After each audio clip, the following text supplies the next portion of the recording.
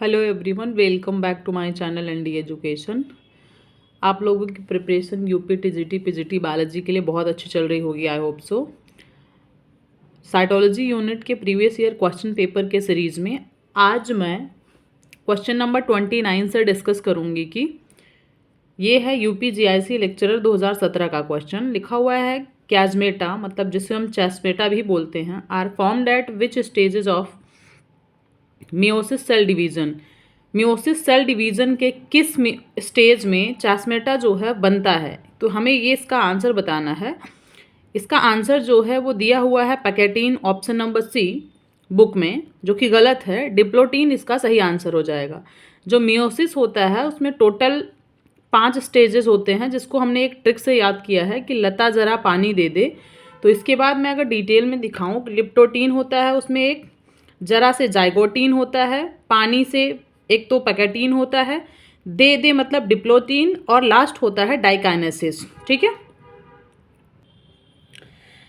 जो meiosis division होता है उसमें प्रोफेज 1 के 5 चरणों में बांटा गया है। Leptotene, zygotene, pachytene, diplotene and diakinesis. ये लता जरा पानी दे दे, ये एक सिंपल सा ट्रिक है, क्योंकि इसका ऐसे सीरीज भी पूछा जाता है, याद होना चाहिए। इसलिए लिखा है कि पैकेटीन चरण जो होता है उसमें समजाति सूत्र मतलब होमोलोगस क्रोमोसोम्स जो होते हैं पूरी तरह से जुड़ जाते हैं और क्रॉसिंग ओवर की प्रक्रिया होती है। क्रॉसिंग ओवर के दौरान जो नॉन सिस्टर क्रोमैटिड्स होते हैं उनके बीच का आदान प्रदान होता है। कह रहा है इस क्रिया के परिणाम स्वरूप जो है कैजमेटा बनता है, का निर्माण होता है, जो बाद की अवस्थाओं में भी दिखाई देता है। यह कैजमेटा मतलब जेनेटिक जो चेस्मेटा है, ये एक जेनेटिक रिकॉम्बिनेशन का प्रत्यक्ष प्रमाण है और ये इसका डिटेल्ड एक्सप्लेनेशन है। हम क्वेश्चन नंबर 30 करेंगे। To observe chiasmata the most appropriate stage of meiosis is. Diplotene में अगर हम देखेंगे तो जैसे लता जरा पानी दे दे, तो पैकेटीन में अगर इसका फॉर्मेशन होता है चेस्मेटा को तो सही दिखाई बहुत बेहतर अच्छे तरीके से एप्रोप्रिएट जो उसका सेप फॉर्मेशन हमें दिखाई देता है और डिप्लोटीन में दिखाई देता है, इसलिए इसका ऑप्शन नंबर सी सही है। तो डिप्लोटीन अवस्था की जो शुरुआत होती है सिनेप्टोनिमल कॉम्प्लेक्स के डी सिनेप्सिस से होता है। कह रहा है कि इसमें समजात गुणसूत्र एक दूसरे को प्रतिकर्षित करने लगते हैं, परंतु कुछ बिंदुओं पर ये जुड़े रहते हैं, जिसके फलस्वरूप कैजमेटा दिखाई देने लगते हैं। प्रतिकर्षण के कारण एक्स समान संरचना कैजमेटा एक जिप के समान खुलने या सरकने लगता है, जिसे हम क्या कहते हैं, टर्मिनलाइजेशन कहते हैं। कैजमेटा क्रॉसिंग ओवर का परिणाम होता है, मतलब इसी के अगर क्रॉसिंग ओवर न होता तो चेस्मेटा बनता ही नहीं। वही लिखा है चेस्मेटा जो है क्रॉसिंग ओवर का ही रिजल्ट है। क्वेश्चन नंबर हमारे पास 31 है। अर्धसूत्री विभाजन के प्रोफेज में कैजमेटा का फॉर्मेशन जो होता है, कैजमेटा का कारण क्या होता है, तो इसका आंसर क्रॉसिंग ओवर है। अभी जस्ट हमने ऊपर के एक्सप्लेनेशन में देखा, ये पीजीटी 2021 में क्वेश्चन पूछा गया था। क्वेश्चन नंबर हमारे पास 12 है, जो कि कह रहा है कि अर्ध गुणसूत्र जो विभाजित किंतु अपृथक सूत्र केंद्र द्वारा आपस में जुड़े रहते हैं, क्या कहलाते हैं, तो इसका आंसर है हमारे पास सिस्टर क्रोमैटिड्स या फिर सहोदर अर्ध गुणसूत्र। Chromatids join together by duplicated but unseparated centromere are called sister chromatids. TGT 2016 का क्वेश्चन है। एक सिस्टर क्रोमैटिड एक गुणसूत्र के डीएनए प्रतिकृति द्वारा गठित समान प्रतियों को संदर्भित करता है, जिसमें दोनों प्रतियां एक सामान्य सेंट्रोमियर द्वारा एक साथ जुड़ी रहती हैं।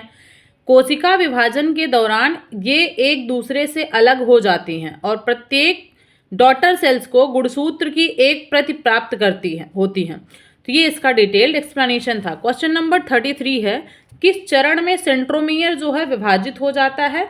इन which stages does centromere divide into 2। तो इसका आंसर हमारे पास इसमें से कोई भी सही आंसर नहीं है। अगर यहाँ पे एनाफेज 2 दिया होता है, क्योंकि एनाफेज 2 में सेंट्रोमियर डिवाइड करता है, तो इसमें मेटाफेज 1, मेटाफेज 2, प्रोफेज 1, एनाफेज 1 दिया है, तो इसमें से कोई भी आंसर सही नहीं है। वैसे एनाफेज 2 में होता है, लेकिन अगर हम इसमें से कोई चूज ही करना चाहें तो मेटाफेज 2 जो है ये एक एप्रोप्रिएट आंसर हो सकता है इन सारे ऑप्शंस में से। तो आंसर हमारे पास इसका एक्सप्लेनेशन दिया गया है कि सेंट्रोमियर वह बिंदु होता है जहां पर दो अर्धसूत्र एक गुणसूत्र के दो भाग आपस में जुड़े रहते हैं। कोशिका विभाजन के समय अर्धसूत्र मतलब मियोसिस डिवीजन में एनाफेज 2, जबकि माइटोटिक डिवीजन में एनाफेज अवस्था में सेंट्रोमियर दो भागों में बंट जाता है तथा अर्धगुणसूत्र कोशिका के दो विपरीत ध्रुवों पर चले जाते हैं। क्वेश्चन नंबर हमारे पास 34 है, सूत्रण के प्रोफेज 1 में निम्नलिखित में से क्या नहीं होता है? तो इसका ऑप्शन नंबर डी जो है, सेग्रीगेशन नहीं होता है। टीजीटी 2016, जीआईसी लेक्चरर 2015, बीपीएससी 2024, ये इतना इंपॉर्टेंट क्वेश्चन है कि सब में पूछा गया है। क्वेश्चन क्या कह रहा है कि which of the following does not happen in prophase 1 of the meiosis. Meiosis के प्रोफेज 1 में कौन सा ऐसा नीचे दिया गया जो स्टेटमेंट है वो नहीं होता है? तो कंडेंसेशन ऑफ क्रोमोजोम, प्रोफेज 1 में क्रोमोजोम का कंडेंसेशन होता है। पेयरिंग ऑफ होमोलोगस क्रोमोजोम्स का पेयरिंग भी होता है। चैस्मेटा फॉर्मेशन भी होता है। सेग्रीगेशन नहीं होता। तो ऑप्शन नंबर डी इसका सही आंसर हो जाएगा। हम एक बार डिटेल्ड आंसर देखते हैं इसका क्या है। यहाँ पे दिया गया है हमारे पास कि जो मियोसिस डिवीजन होता है सदैव जनन अंग की द्विगुणित कोशिकाओं में होता है। इस विभाजन के फलस्वरूप 4 अगुणित कोशिकाओं की उत्पत्ति होती है। यह विभाजन 2 चरणों में पूरा होता है, जैसे कि मियोसिस 1 और मियोसिस 2 होता है। मियोसिस 1 में जो होता है, इस विभाजन के फलस्वरूप 2 अगुणित कोशिकाओं की उत्पत्ति होती है, मतलब 2 सेल्स बन जाती हैं जिसमें गुणसूत्रों की संख्या मातृ कोशिका की आधी हो जाती है। अगर यहाँ 46 है तो यहाँ 23 हो जाएगा। इसे कई अवस्था जैसे leptotene, zygotene, pachytene, diplotene, diakinesis में विभाजित किया जाता है। और यही सेम चीज़ वापस मियोसिस 2 में होगा। इसमें गुणसूत्रों के जो अर्ध गुणसूत्रों को बंटवारा होता है। यह विभाजन जो है टिपिक होता है। अर्धसूत्री विभाजन 1 मतलब मियोसिस 1 के प्रोफेज 1 की अवस्था जो है, लिप्टोटीन प्रावस्था में गुणसूत्रों का संघनन, जाइगोटीन प्रावस्था में समजात गुणसूत्रों का जो युग्मन होता है मतलब साइनेप्सिस, एवं डिप्लोटीन प्रावस्था में जीन विनियमन के स्थान पर चैस्मेटा का फॉर्मेशन होता है। समजात गुणसूत्रों का विसंयोजन एनाफेज 1 अवस्था में होता है। Synapsis takes place during zygotene. जो साइनेप्सिस होता है वो जाइगोटीन के दौरान होता है। तो हमें यही बताना था। ऑप्शन नंबर 20 का सही हो जाएगा। बीपीएससी 2023 का क्वेश्चन है। नेक्स्ट क्वेश्चन है कि the reference of the haploid DNA comes exactly in anaphase 2। 36 का सी ऑप्शन मतलब एनाफेज 2 इसका आंसर सही है। एनाफेज 2 अवस्था जो होता है, फेज होता है, के दौरान सेंट्रोमियर अलग हो जाते हैं और इनसे जुड़े संतति अर्धगुणसूत्र कोशिका के विपरीत ध्रुवों की ओर चले जाते हैं। इन्हें अब संतति गुणसूत्र डॉटर क्रोमोजोम्स कहते हैं। इस प्रकार कोशिका विभाजन की इस अवस्था में डीएनए का संदर्भ सही अर्थों में प्रदर्शित होता है। क्वेश्चन नंबर हमारे पास है 37। गुणसूत्र का आकार भली भांति देखा जाता है किस स्टेज में? Structure of chromosomes can be best seen at the metaphase stage, मतलब ऑप्शन नंबर ए इसका सही आंसर है। पीजीटी 2011 का क्वेश्चन है, बहुत इंपॉर्टेंट क्वेश्चन है, बार बार रिपीट होता है क्वेश्चन। लिखा हुआ है कौन सी अवस्था या कौन सी स्टेज में अधिकतम समय अवधि की होती है, मतलब सबसे लॉन्गेस्ट फेज कौन सा होता है? तो प्रोफेज होता है। अभी हमने देखा प्रोफेज को 5 और स्टेजेस में डिवाइड किया गया है। लता जरा पानी दे दे मतलब प्रोफेज, और जरा प्रोफेज के बाद हमारे पैकेटीन, फिर जाइगोटीन, लता से मतलब सॉरी लिप्टोटीन से शुरू होगा। तो ये सब इंपॉर्टेंट क्वेश्चंस होते हैं। पीजीटी बॉटनी 2011-2017 में क्वेश्चन पूछा गया था। जो मदर सेल होती है वो डॉटर सेल्स के निर्माण फॉर्मेशन करती है और सेल फॉर्मेशन भी वही करती है। सेल डिवीजन कहते हैं उसको। तो जो सूत्री विभाजन मतलब मियोसिस होता है वो सभी प्रकार की कायिक कोशिकाओं में ही होती हैं। कायिक कोशिका मतलब जर्म सेल्स में होती हैं, जबकि जो अर्धसूत्री विभाजन होती हैं वो अर्धसूत्री जो विभाजन होती है वो जनन कोशिकाओं जर्म सेल्स में होती हैं। ये विभाजन कई अवस्थाओं मतलब प्रोफेज, मेटाफेज, एनाफेज, टीलोफेज, इसको पी मैट करके हम याद कर सकते हैं, में बटे होते हैं, जिसमें प्रोफेज अधिकतम समयावधि मतलब प्रोफेज जो है सबसे लॉन्गेस्ट टाइम सबसे ज़्यादा समय लेता है। और यही हमारा क्वेश्चन था। नेक्स्ट क्वेश्चन है 39। In which stage of the cell division chromosomes move towards the poles, कौन से स्टेज में ऐसा होता है? एनाफेज में होता है, तो इसका ऑप्शन सी सही हो जाएगा। बीपीएससी 2023 का क्वेश्चन है। क्वेश्चन नंबर हमारे पास नेक्स्ट है क्वेश्चन नंबर 40 क्वेश्चन हमारे पास है। Which of the following is the right sequence in the meiotic division. तो ये देखो, अभी मैंने बोला था कि इसको इसी सीक्वेंस में याद रखना है कि लता, जरा, पानी, दे, leptotene, zygotene, pachytene, diplotene, diakinesis. PGT 2004 का क्वेश्चन है, इंपॉर्टेंट क्वेश्चन है, पूछा जाता है बार बार, इसलिए मैंने आपसे बोला था क्वेश्चन इंपॉर्टेंट है। नेक्स्ट क्वेश्चन करेंगे 41 क्वेश्चन है। इन मियोटिक प्रोफेज 1 देयर आर 5 सब स्टेजेस। इसको भी हमें अरेंज करना है करेक्ट सीक्वेंस में, तो उसमें भी यही ट्रिक काम करेगा। लता, जरा, पानी, दे। अब ऑप्शन नंबर डी इसमें दिया है, देखो लता मतलब लिप्टोटीन, सेकेंड ऑप्शन हमारे पास है जाइगोटीन, जरा, फिर फर्स्ट ऑप्शन पैकेटीन, पानी, फिर थर्ड ऑप्शन हमारे पास डिप्लोटीन, दे। हमारे पास ये फोर्थ वाला क्या दिया हुआ यहाँ पे, डाइकाइनेसिस। ठीक है, तो इसका भी ऑप्शन डी सही हो गया, और सेम एक ही ट्रिक से आरपीएससी 2013 का ये भी क्वेश्चन है। क्वेश्चन नंबर हमारे पास 42 है, जो कि कह रहा है कि meiosis was first observed by सी, मतलब फॉर्मर एंड मूर। इसको हमें याद करना पड़ेगा। फॉर्मर एंड मूरे द्वारा ये जो है मियोसिस सबसे पहले ऑब्जर्व किया गया था। पीजीटी 2010 का क्वेश्चन है, और टीजीटी में भी क्वेश्चन आ सकता है, टीजीटी 2022 में भी, टीजीटी 2026 में भी, किसी भी एग्जाम में क्वेश्चन पूछा जा सकता है। तो मियोसिस जो है सबसे पहले किसने ऑब्जर्व किया था? फॉर्मर एंड मूरे ने। ये हमको लर्न करना है। क्वेश्चन नंबर 43 हमारे पास है। निम्न में से सही कोड को चुनिए जो अर्धसूत्री विभाजन के प्रोफेज अवस्था को सही क्रम में प्रदर्शित करते हैं। 43 का इसमें से ऑप्शन बी सही है हमारे पास। बी मतलब leptotene.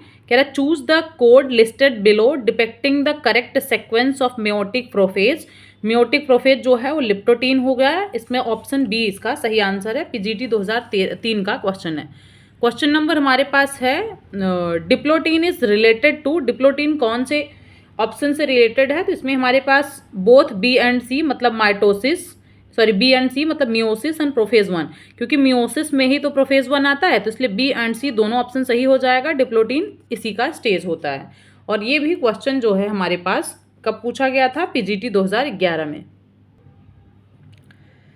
In meiotic division, pairing of chromosomes, homologous chromosomes takes place at zygote stage। कह रहा है कि अर्धसूत्री विभाजन मतलब जिसको मेयोटिक डिवीजन कहते हैं, उसमें समजात गुणसूत्रों की जोड़ी बनती है। तो कब बनती है? जाइगोटीन स्टेज में बनती है। टीजीटी 2013 का क्वेश्चन है ये भी। Cell cycle and cell division को बहुत अच्छे से करना है, क्योंकि इसमें से क्वेश्चंस बहुत सारे पूछे जाते हैं। क्वेश्चन नंबर हमारे पास 46 है। Formation of bivalent during meiosis occurs at. अर्धसूत्री विभाजन के दौरान द्विसंयोजक का निर्माण किस अवस्था में होता है? Leptotene, diplotene, pachytene, zygotene. तो इसमें से किस में होता है? जाइगोटीन में होता है। आरपीएससी 2022 का क्वेश्चन है ये भी। क्वेश्चन नंबर हमारे पास 47 है। 47 क्वेश्चन कह रहा है during which phase of the meiosis does crossing over takes place. Crossing over जो है किस में होता है? पैकेटीन में होता है। आरपीएससी 2015 का क्वेश्चन है। क्वेश्चन नंबर नेक्स्ट है in which stages of the meiosis does synapsis takes place. Synapsis zygotene में होता है, और इसका सी ऑप्शन सही है। और ये क्वेश्चन टीजीटी 2010 में पूछा गया था। मतलब अल्टीमेटली जो क्वेश्चंस बनते हैं इंपॉर्टेंट, वही क्वेश्चंस बार बार रिपीट होंगे, चाहे आरपीएससी हो, चाहे बीपीएससी हो, यूपीजीएससी हो, एलटी हो, यूपीटीजीटी हो, पीजीटी हो। Synaptonemal complex is found in which stages of the meiosis. इसका आंसर है zygotene of the prophase 1। Prophase 1 के जाइगोटीन जो होता है उसी स्टेज में साइनेप्टोनिमल कॉम्प्लेक्स फॉर्मेशन होता है। पीजीटी 2016 का क्वेश्चन है ये। ऑप्शन नंबर 50 जो है crossing over takes occurs in meiosis during. Crossing over meiosis में किस स्टेज में होता है? तो इसका ऑप्शन ए सही है, मतलब प्रोफेज 1 में होता है तो क्रॉसिंग ओवर। टीजीटी 2013 में ये क्वेश्चन पूछा गया था। क्वेश्चन नंबर हमारे पास है 51। Crossing over in diploid organism is responsible for. Diploid organism में रिकॉम्बिनेशन के लिए रिस्पॉन्सिबल होता है क्रॉसिंग ओवर, जो आरपीएससी 2022 का क्वेश्चन है। अगर आप सही से देख पा रहे हैं तो एक ही क्वेश्चन को कितनी बार अलग अलग पेपर में रिपीट हो रहा है, crossing over crossing over crossing over. या फिर चेस्मेटा का फॉर्मेशन और साइनेप्टोमियल कॉम्प्लेक्स जो है। क्वेश्चन नंबर 52 है, crossing over occurs between non sister chromatids of the homologous chromosomes at pachytene stage of the prophase one. Prophase one के पैकेटिन स्टेज में जब होमोलोगस क्रोमोसोम्स जो है नॉन सिस्टर क्रोमैटिड्स होते हैं, उसी पे क्रॉसिंग ओवर होता है, और ये बीपीएससी 2023 का क्वेश्चन है। हम चलते हैं नेक्स्ट क्वेश्चन, क्वेश्चन नंबर 53 पे।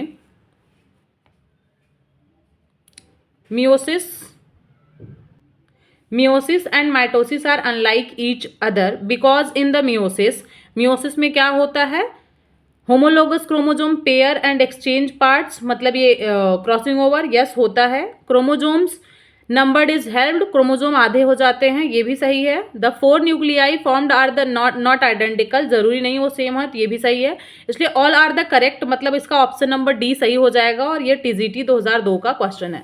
नेक्स्ट क्वेश्चन करते हैं हम, crossing over occurs during, crossing over कब होता है, पैकेटिन के ड्यूरेशन में होता है, तो इसका ऑप्शन बी सही हो जाएगा। क्वेश्चन नंबर नेक्स्ट करेंगे हम, स्पाइंडल फाइबर कॉन्ट्रैक्ट्स इन, स्पाइंडल फाइबर जो है कब कॉन्ट्रैक्ट्स होते हैं, सी मतलब एनाफेज 2, इसका एनाफेज 2 इसका आंसर सही है। क्वेश्चन नंबर हमारे पास 56 है, meiosis division occurs in, meiosis division जो है वो बी मतलब सिर्फ ऑल जर्म सेल्स में, मियोसिस सिर्फ और सिर्फ जर्म सेल्स में होती हैं, जिसका ऑप्शन जो है बी सही हो जाएगा, ये भी टीजीटी 2011 का क्वेश्चन है। क्वेश्चन नंबर हमारे पास नेक्स्ट है, acetocarmine is used in differentiate between, इसका आंसर जो हमारे पास है वो euchromatin and heterochromatin, option number D सही है। पीजीटी 2011 का क्वेश्चन है, meiotic cell division takes place in, meiotic cell division जो है वो फ्लोरल बड में होता है। फ्लोरल बड का मतलब ये हो गया हमारे पास कि अर्धसूत्री विभाजन केवल जनन से संबंधित कोशिकाओं में होता है, इसके फलस्वरूप बनने वाली कोशिका में गुणसूत्र की संख्या आधी हो जाती है, अतः यह विभाजन जो है एंजियोस्पर्म जैसे कि पुष्प या फिर पुष्प कली के में, मतलब जिसे हम फ्लोरल बड भी कह सकते हैं, स्पोर फॉर्मेशन